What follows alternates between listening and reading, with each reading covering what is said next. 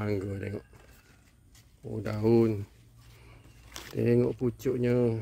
Lembaran pucuk. Oh, saiz pucuk. Oh, comel. Baja berlubut. Baja berlubut Baja berlubut.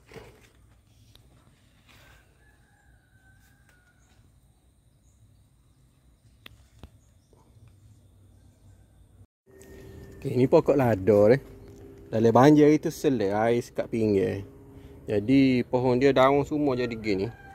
Keseluruhan pokok tu jadi gini. Tapi selepas bubuh baja berlubut, dalam masa 2 minggu tengok pucuk dia siar.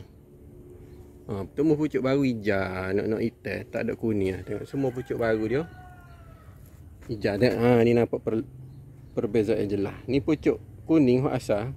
Daun kuning ni. Bila tubik ataupun keluar pucuk baru dia hijau.